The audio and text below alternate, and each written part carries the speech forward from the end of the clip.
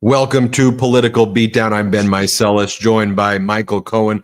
A lot to discuss, Cohen. We're seeing protests taking place now across the United States of America. There was the 50-51 protests, 50 states. We saw people actually start to show up. To me, this feels like the precursor of something bigger. I know corporate media is not really covering these protests. We're going to cover it here. And this is as a lot of people who had voted for Donald Trump are showing their deep regret right now. Specifically, I could pretty much talk about any group right here, but we talk about the Venezuelans in South Florida, for instance, who have now lost their temporary protected status.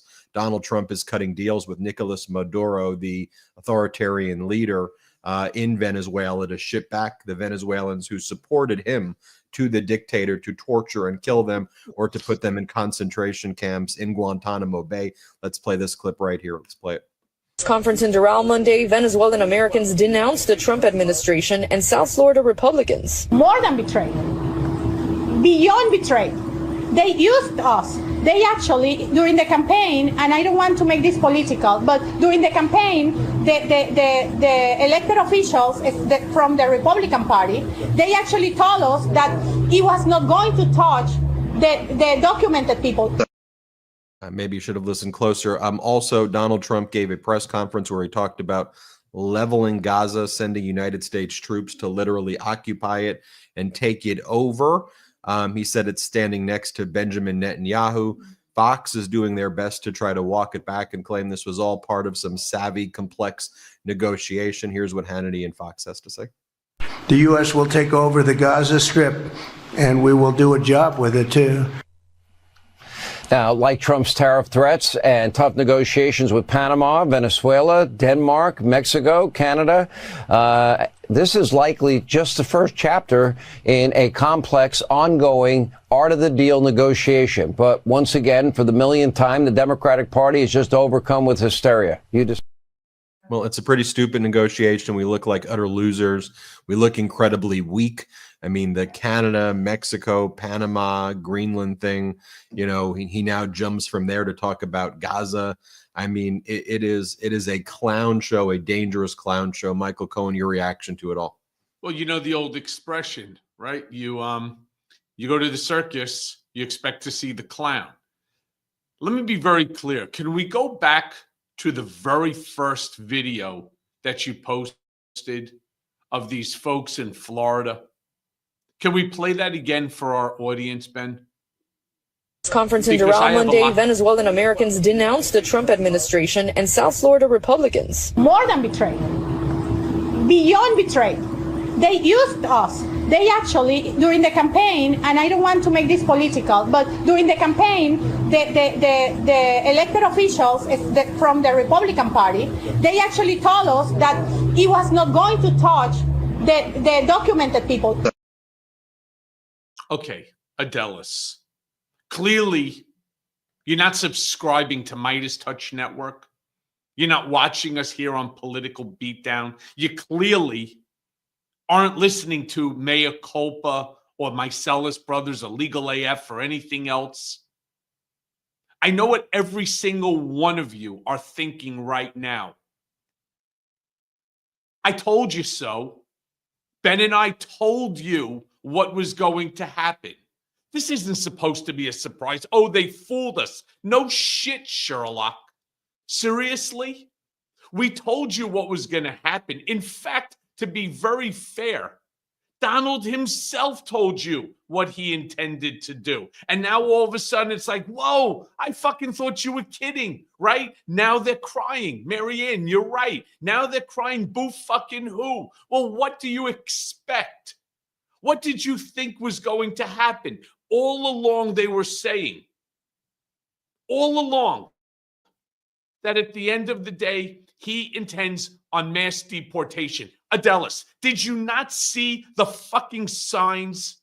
Did you not see them at the rallies day in and day out, that says mass deportation now?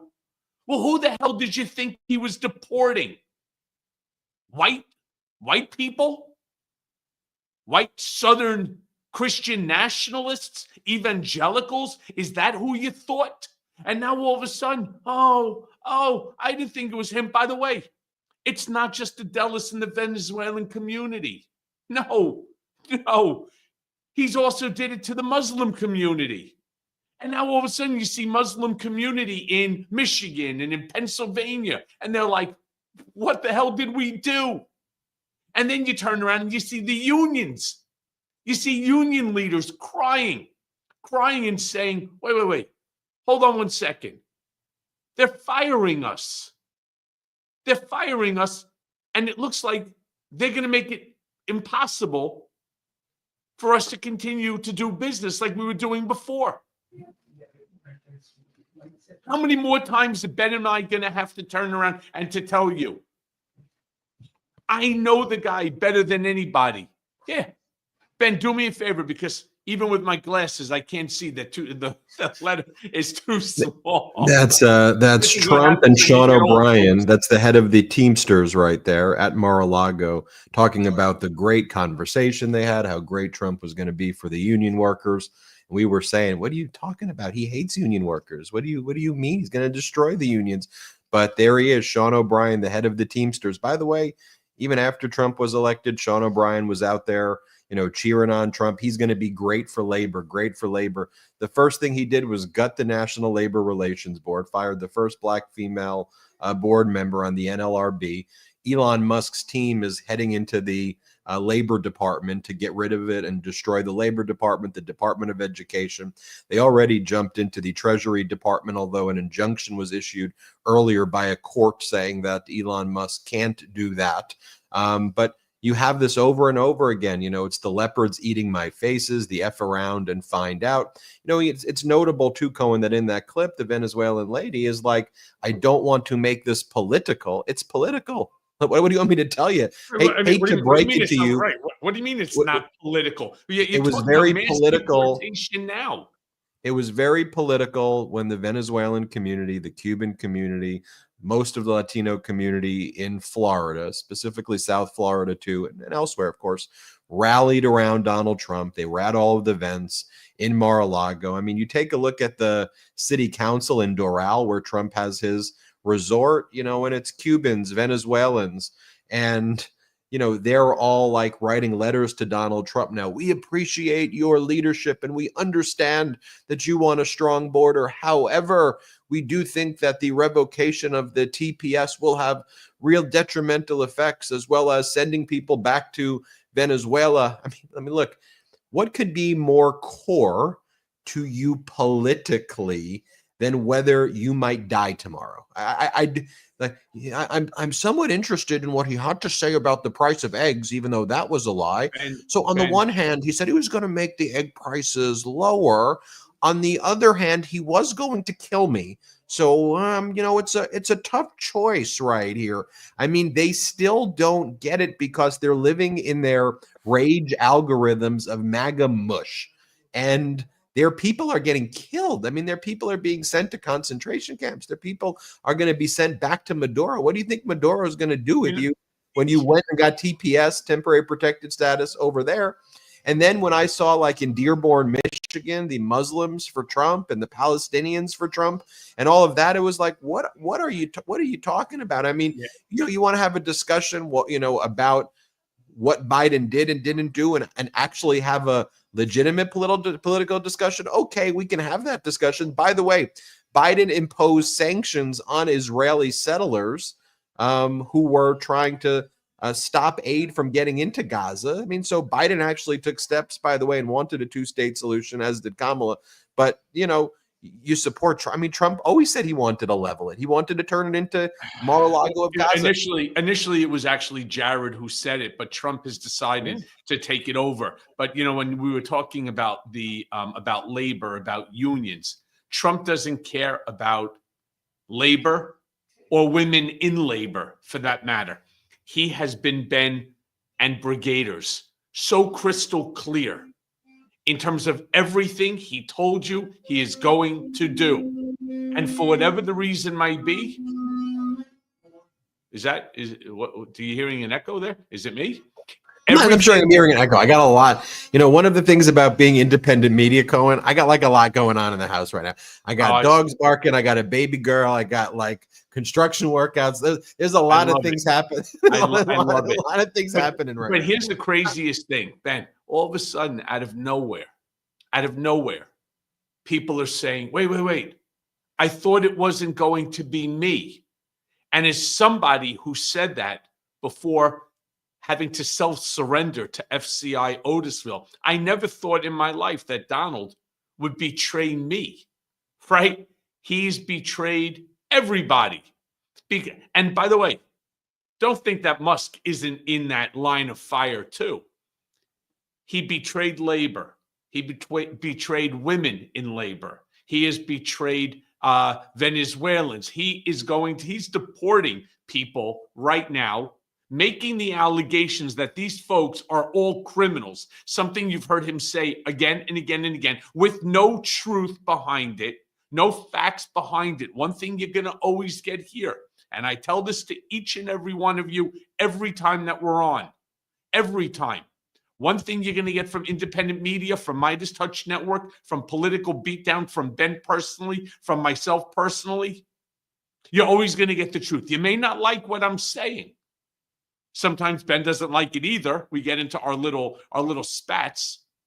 But I'm telling you, as I know Trump, and better than anybody, Donald Trump said he was going to do it. He is going to try to figure out every single thing that he said he was going to do. And then worse, Project 2025. How many more times are Ben and I going to have to walk you through Project 2025 and the dangers that it poses, that 921-page manifesto on how to destroy America's democratic republic? We warned you about it. We warned you. But what did you do? What'd you do? You voted for the prick anyway. Seriously? Michael Cohen, he's using the language of the authoritarian. His language is virtually indistinguishable from Putin at this point. The way Putin talked about Ukraine is how Donald Trump talks about Canada, Mexico, Greenland, Panama, Palestine, you name it. The difference is, though, when Vladimir Putin said it, Vladimir Putin did it. Vladimir Putin said it, and then he invaded the country. He said he was going to invade it, then it invaded it. That's what Putin does. That's what authoritarians do. Donald Trump says he's going to annex Canada. He wants to make it the 51st state. And then ultimately he cuts these fake deals. So they're not deals at all with Trudeau and Sheinbaum and in Panama and in Colombia that are the status quo, if not actually giving the other country more than what they had before, right? I mean, Trump's deal with Mexico was 10,000 troops at the border. Mexico already had 15,000 troops at the border. It was negative 5,000 troops. So Sheinbaum was like mocking him and laughing in his face because she had already done it and in fact exceeded the obligations, and then got Donald Trump to give a concession about regulating weapons going into Mexico, which Trump isn't going to do, but she got to make that announcement. Trudeau already had $1.3 billion in border security that was already devoted to the Canadian border. And so, I mean, could you imagine if Vladimir Putin said to Zelensky, look, I'm going to invade Ukraine, we're coming in, and Zelensky goes, look, don't invade, but I'm going to do this. I'm going to give you a fentanyl czar, and I'll give you a fentanyl czar, and, you know, the fentanyl czar can, you know, report internally maybe. And then Putin was like, you know what? All good. We're not going to annex you anymore. We're not going. Of course not. I mean, Putin's an authoritarian thug. We've got Donald Trump pretending like this is a reality TV show. You said this last time, a reality TV show that he's playing the bad guy and he's creating the suspense and the drama. 30 days, what's going to happen? Am I going to annex it? Am I not going to annex it? But what's very clear is in a very short period of time, it's people understand the shtick. They understand the shtick. It's clownish to me. It looks weak, but you have, while Trump's doing that, breaking our alliances, humiliating us, abroad. You have Elon Musk sending, and this is what Elon Musk wants. You got Musk sending his team of 19 to 22-year-olds without security clearances, taking our data, we the people, while people are being all distracted by all of these other things that Trump is doing. Medicare, Elon's folks are going into the Medicare services. They're going into the Labor Department, Department of Education, which Trump says he's shutting down. They've offered full buyouts to everybody in the CIA, which would basically shut down the entire CIA. They've pushed out all these FBI agents. The FBI agents have now filed lawsuits against the Trump administration, class action lawsuits by the FBI against Trump. This buyout, there was an injunction earlier today, Cohen, on the buyout offer to the government workers where a judge stopped the buyout until at least next week. Allegedly, like 40,000 people took this buyout. But as some of the IRS agents learned who took the buyout, they took the buyout because Trump had already said they were going to gut the IRS. And then they're being forced now to work through March. And then they actually said, we're going to take that back. Not a real buyout, IRS. We know we said we wanted to abolish you and torture you and we treat you like crap. But actually, tax season's coming up. So we actually do need you to work, even though we've been talking about the External Revenue Service and other made up crap. It's a crap show over here, Michael Cohen. I mean, it's a crap show, but to me, we got to boil it down to simple language sometimes, right? And to me, the question is, that's why I keep saying, and I'm not trying to shove it in people's faces. Hey, I told you so, right? That I'm some sort of a clairvoyant.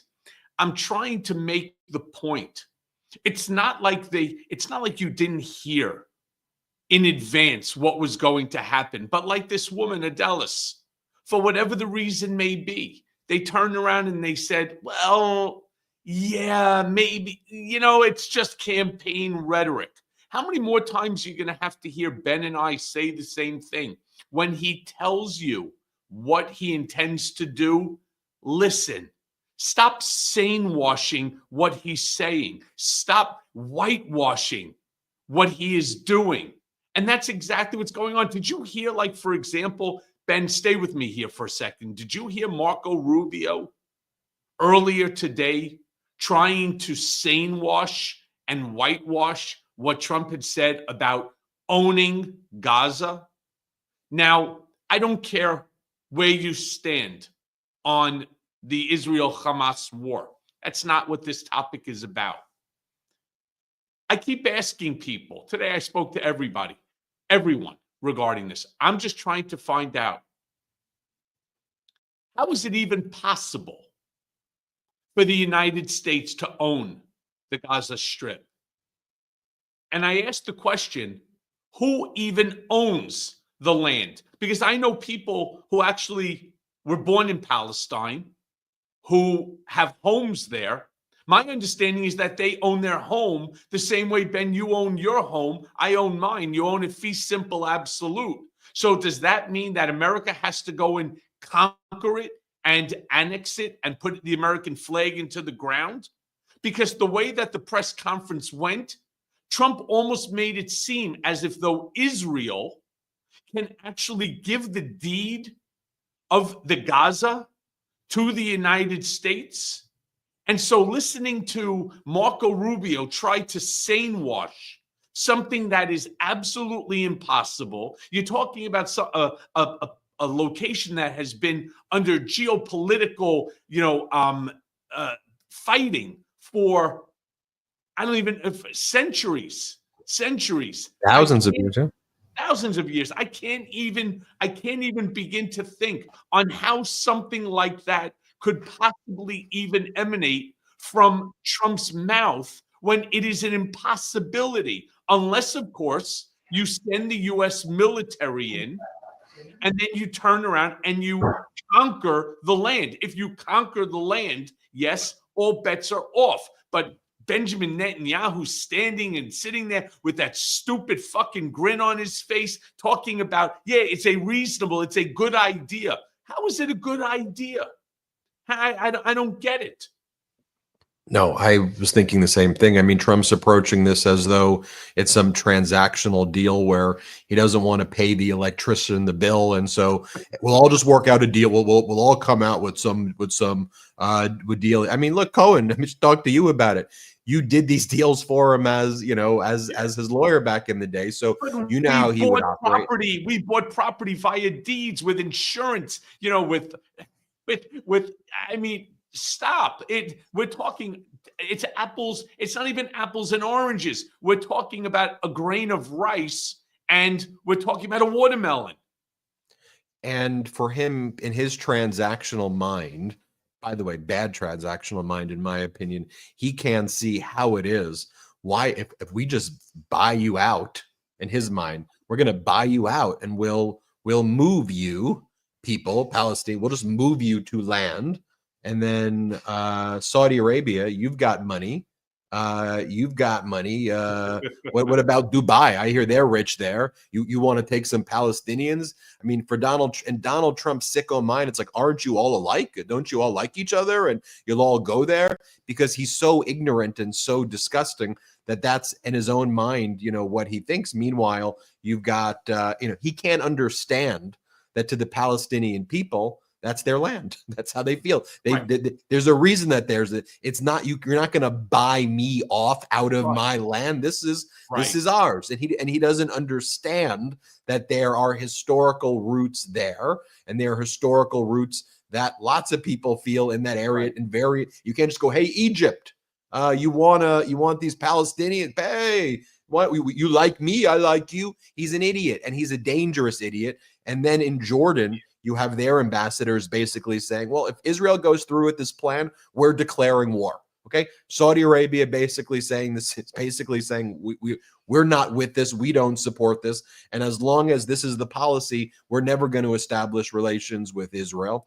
You got Egypt, Jordan, Saudi Arabia, all these countries saying the same thing. And you know who's like laughing at this and finds this hilarious is Vladimir Putin. I mean, Putin's like, this is my dream.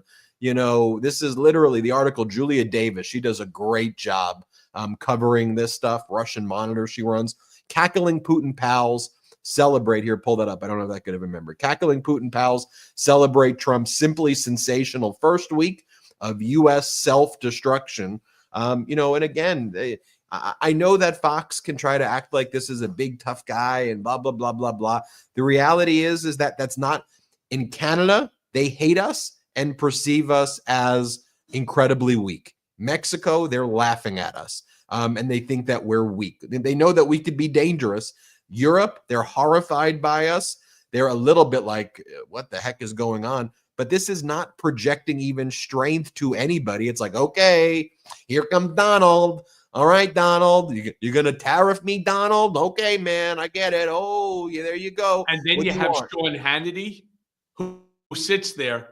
And again, if Donald Trump, so I'm not joking here, stood up and just farted into a microphone, Sean Hannity would sit there and say, Democrats just don't understand.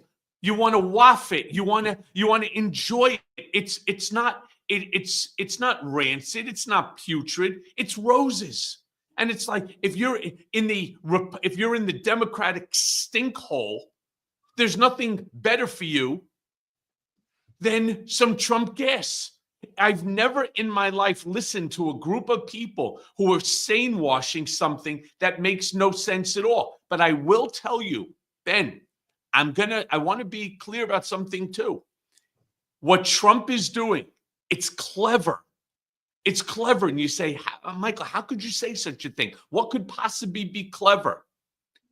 So each and every one of us have seen the devastation in Gaza. Right, Ben? You've seen what Gaza looks like. You look to the left, rubble. You look to the right, rubble. They do an overhead projection through a drone, rubble, and more rubble. So my question, which is what Trump has done, he's trying to make it seem as if though this is not a takeover, which we know it to be. This is not that I want the land like a blank canvas so that I could paint a whole new world there, a Dubai next to Israel that he will own and control a part of, that he will ultimately take everyone's money and probably have Eric and Don Jr.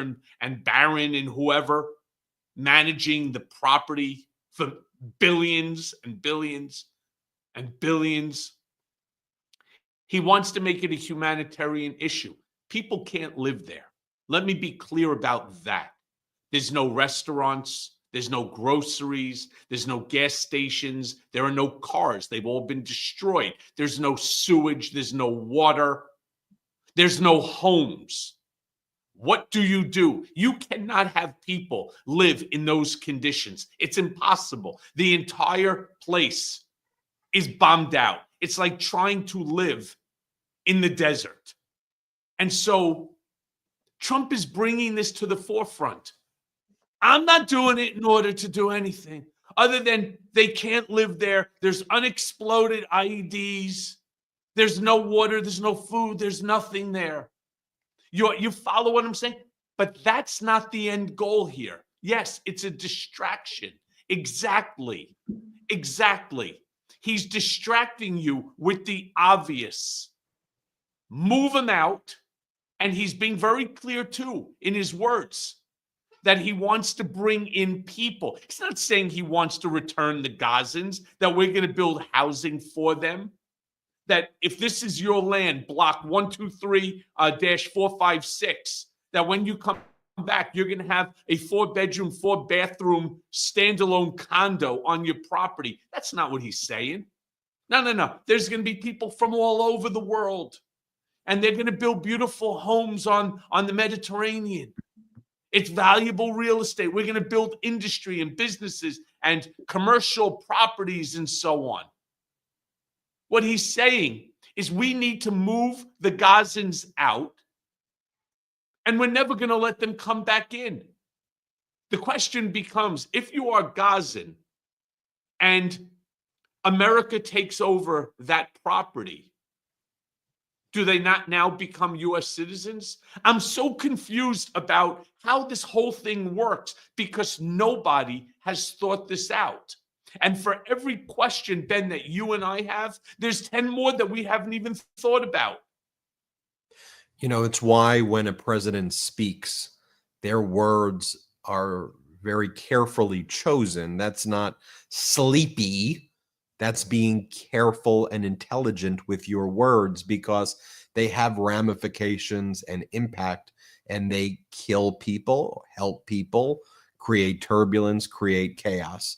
And this is what corporate media wanted. The irony is that corporate media has now destroyed themselves. Like all those corporate media news entities are probably going to be bankrupt in the next few years because of how they hoisted up Donald Trump and forced him on us and did this to us. It's why independent media like ours and others that you see now popping up are growing and leading the way in this new Trump era. There's still some good reporting taking place. I don't want to cast a broad brush, but there's a lot of problematic reporting that is taking place as well. But we have to cover what's happening here truthfully, honestly. We have to call it what it is. Like when you see, I mean, what was the story that literally broke moments ago while we were live is that one of these Musk young people who are going into these entities that turns out that the staffer talked back to eugenic immigration policy and said, you cannot pay me to marry outside of my ethnicity. A staffer for Elon Musk's Department of Government Efficiency, whose access to the Treasury payment system was approved by a judge. This is the person who there had to be one designated person, and they said that Elon couldn't have access, but one of Elon's picks would be able to go, who worked in the Treasury Department, would have access to this payment system. It was a pro-eugenics person. And now that person has resigned from its position. I think the issue is we can't talk about this as scandals anymore, right? This is an outright assault, whether you want to call it a coup, an assault, an attack, a coup from within of non-governmental actors who are, who are billionaires, who are destroying our government every day. They're ripping it to shreds. They're taking our data. They're taking our medical information, our bank account information, our social security information. They're destroying the ability to deliver the resources that we, the people, paid into. This is where our tax dollars were going, not to hoist up people who are already billionaires, but to help us, to help people. And they're destroying that, and they're giving us the middle finger too. Like these billionaires, these Trump billionaires are just middle finger, F you, F you. I mean, I'll show you clips when we get back from our break. I got videos of MAGA Republicans today saying, oh, wait, this is what they said. Wait till you see our budget. This is what the Republicans, we're going to cause you pain. You're not going to like it, but you're going to sacrifice. You're going to sacrifice for Trump. Hold the thought. We got to go take before we go to break, because you brought up a good point, which is mainstream media, you're talking about cable news. It's all bullshit now. You know, I spoke to somebody the other day, and before we go, because I don't want to lose the thought on it, I spoke and I said, why do you have this person on? That's a topic that is all about me. And why have you not called? Do you know the turnover that's taken there? Rashida Jones is no longer at MSNBC. They're now worried about how they're going to spin MSNBC off from NBC, afraid that the FCC will not grant it, which is money in their pocket. I am telling you, Ben, it is only going to be independent news stations like Midas Touch Network that is going to be able to provide you, the listener. And we have a lot with us now. We have over 17, almost 18,000 people with us right now. All right. It's you who are going to come here in order to get the absolute truth. You may not like what I'm saying, but it's going to be absolutely truthful. Instead, they're bringing folks on who are trying to sort of placate what the issue is. They have no legitimate reason for saying what they're saying other than to keep the advertisers happy, to keep the money flowing, to keep Donald and his people, his new administration, happy, so that they don't throw them out, that they don't, like what happened to the New York Times and NPR. They lost their privilege to be at the briefing room at the DOJ. They gave it to OAN and Newsmax. This is the problem. This is the problem. Everybody, let's keep growing. We're so close, Cohen, on this YouTube channel to 4 million subscribers. I think it's actually possible to hit it by this weekend. So everyone, do me a favor, hit subscribe right now. And after this episode ends, don't worry, we still have a whole nother segment to go.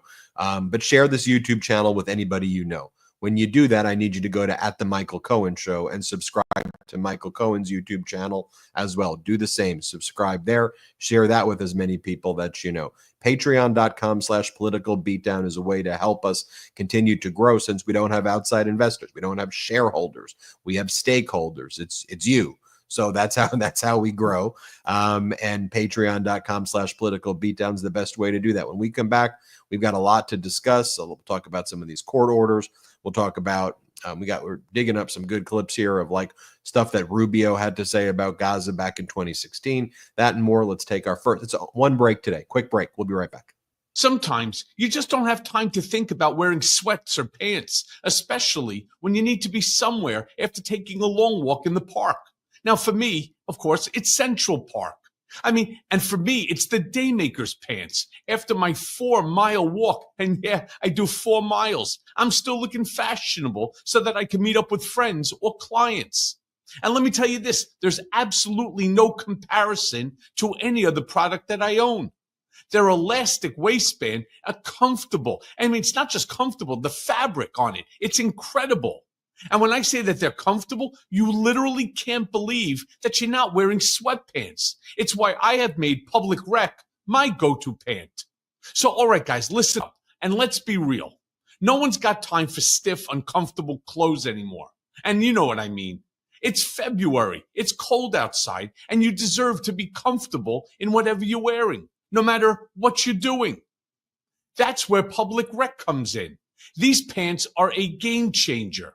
Their pants are designed to be as comfy as your favorite sweats, but they are way more stylish. I mean, we're talking super soft fabric, no stiff seams, and enough stretch to keep up with whatever your day's throwing at you. Public Rec, it's not just about pants. They have so many great style options, whether you're working all day in the office or whether you're running errands or you're just grabbing a drink with the friends. I mean, who doesn't want to look sharp without sacrificing comfort? And I'll tell you, once you put them on, you're going to wonder why you ever wore anything else. Plus, get a load of this. Sizes for these pants, they don't come in just small, medium, large, extra large. No, you get to select the exact width and length that you need. So this February, treat yourself right because comfort, it's always in season. And upgrade to Public Rec and feel the difference. And now, for a limited time, you can get 20% off at Public Rec by using code BEAT, that's B-E-A-T, at checkout. So just head to publicrec.com, that's PUBLICREC.com, use code BEAT, and you're all set. Oh, and by the way, when they ask you how you found them, do me a favor. Be sure to mention our show. It really helps us out. Find your perfect fit and never compromise on comfort again. Public Rec, where comfort rules. Welcome back to Political Beatdown. Big audience today. Michael Cohen, you walk 4 miles every day? Yeah, not every day, but when I do finally get my ass out into the park, sometimes I'm just so lazy, or like right now it's kind of ugly out. It's chilly. There's like a light mist going on. So no, I stayed home today. I had to cross-examine you on that assertion right there, but it's very. I didn't say every single day. So when I go to the park, and I'm wearing a pair of jeans instead of sweatpants because I'm going to go meet somebody. So yeah, and it is cold. It's cold. I get it. You look like you're in really good shape though, and those Public Rec pants are really good. I was worried about you there during the trial. You're looking good. Let's play this clip of Marco Rubio right here from the 2016 debates. Let's play it. In all fairness, Marco is not a negotiator. I watched him melt down, and I'll tell you, it was one of the saddest things I've ever seen. He's not going down. He thinks the Palestinian is a real estate deal. And these people may even be tougher than Chris Christie, okay? The Palestinians are not a real estate deal, Donald. Okay, no. A deal, They're not a real estate deal. Is a deal. Let me tell you, a deal is not a deal when you're dealing with terrorists. Have you ever negotiated with terrorists? You are not a negotiator. And with your thinking, you will never bring peace. You will never bring peace. Donald might be able to build condos in the Palestinian areas, but he's not going to. This is not a real estate deal. Senator, he will never be able to do it. I think I may be able to do it, although I will say this. Probably the toughest deal of any kind is that particular deal. Pretty damning stuff right there. And let me show you. He's not a good negotiator. Oh, I have an idea. Let me make him Secretary of State. I mean, let me see some ha-ha-has there. If you agree that that's a freaking joke, right? The guy he's not a negotiator. He's terrible. He can't do it. He's not smart, blah, blah, blah. Oh, I have an idea. I'm going to let this guy blow smoke up my ass.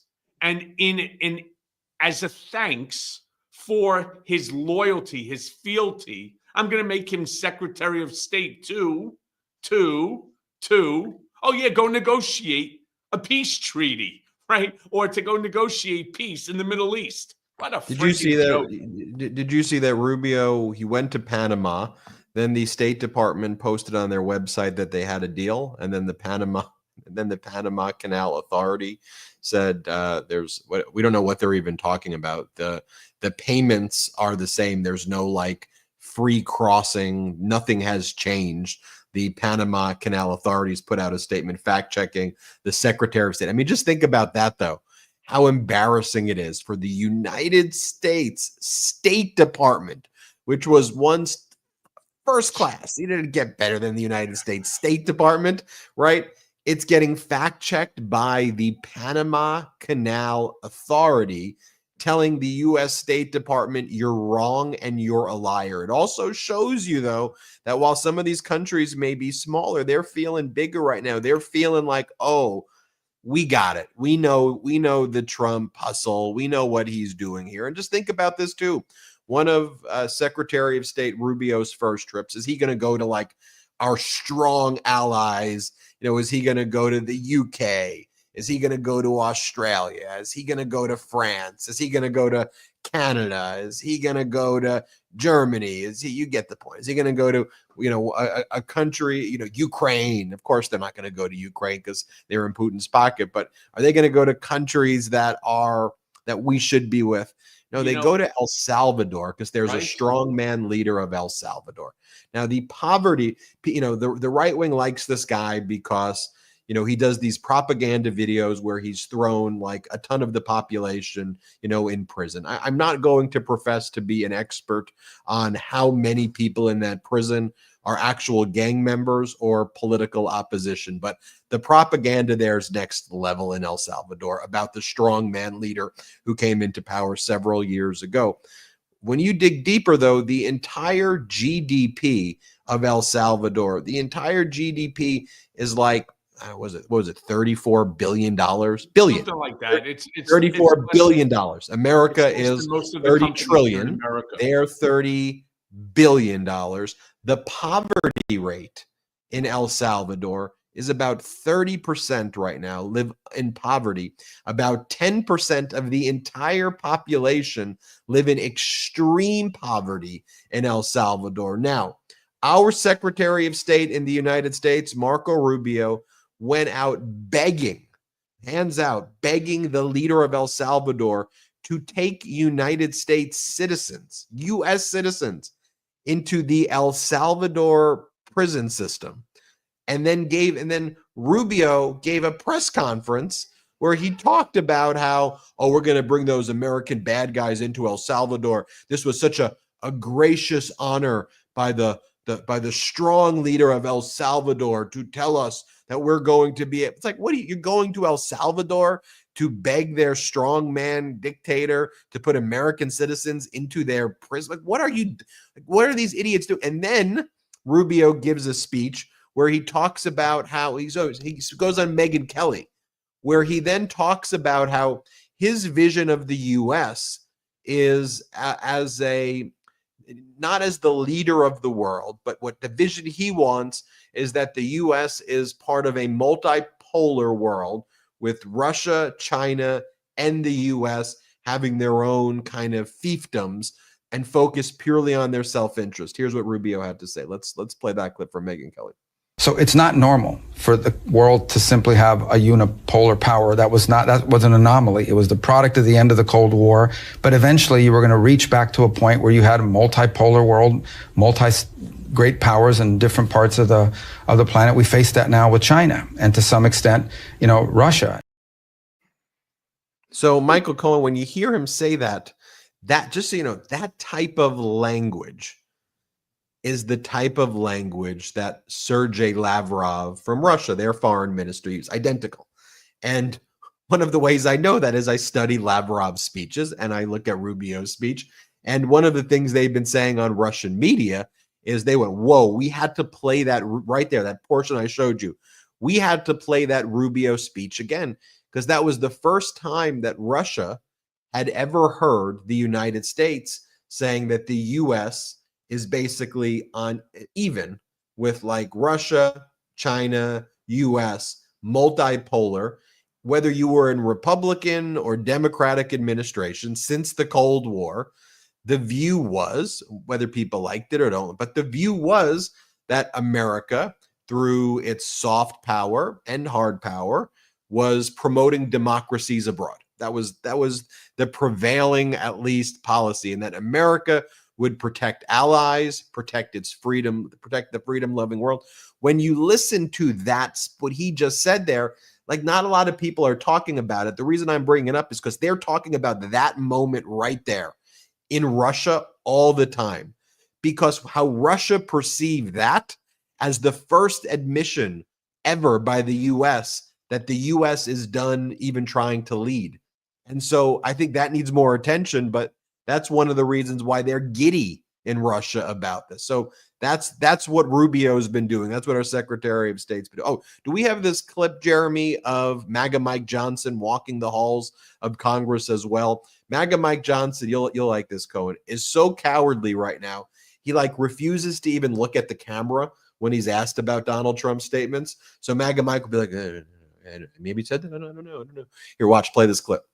Yeah, we're trying to get the details of it, but I think this is a good development. We have to back Israel 100%, and so whatever form that takes, we're interested in having that discussion. But it was a surprising development, but I think it's one that we'll applaud. So. Would you support the presence of troops? So ridiculous. Yeah. Let me be very clear about something, too. A lot of the brigaders are asking us, okay, a lot of doom and gloom going on right now, and we're only into week 3. What can we do? It's a reason why I constantly keep repeating the same fact, which is, I told you so. And I'm going to continue to say it, whether you like it or you don't. Why? Because right now, there are a handful, like 5 or 6 special elections. What's a special election and why does it take place?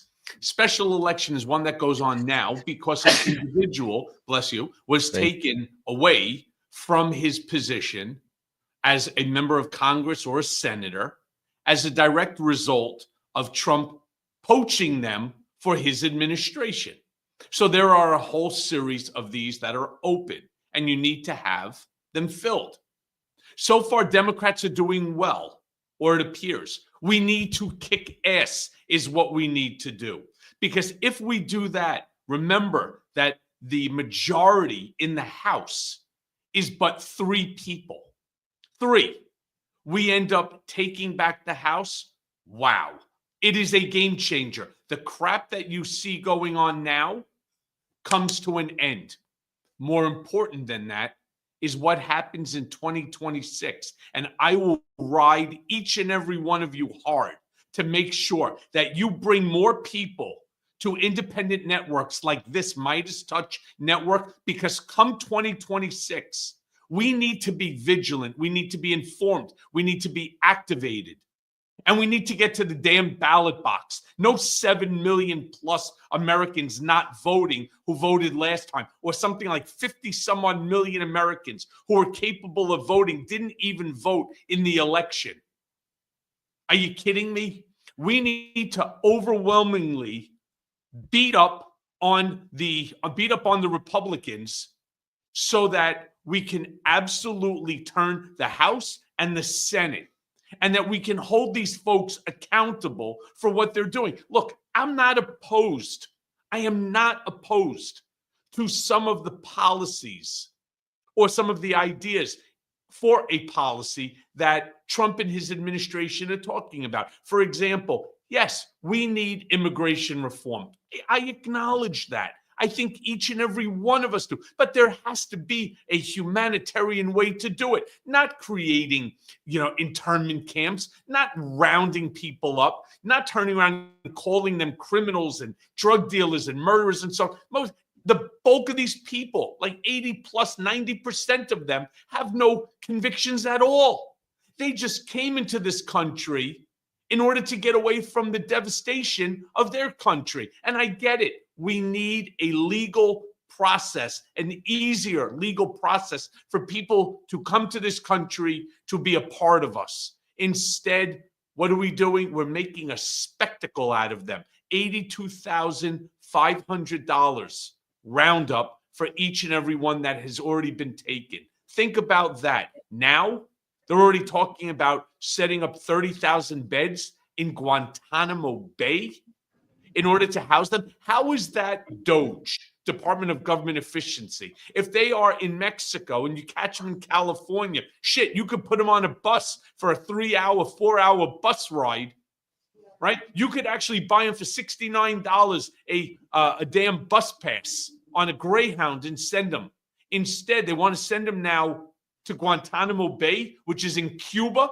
So you can take them from California, right, all the way east and south, past Florida, on the Atlantic Ocean, into Cuba. and then you got to take them back, or you're going to house them forever. This is the problem. Nobody in this administration is thinking. Nobody is saying to Donald, as I once did, sir, this makes no sense at all. Can we talk about it and play this out? Can we write this down?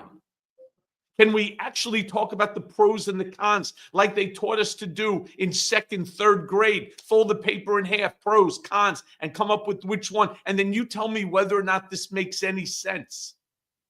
And the answer would be no, it does not make sense. And maybe he would change his position. But instead, everybody around him now, oh, yes, Mr. President, that's a great idea. From the fucking media all the way to the people that he has now surrounding him.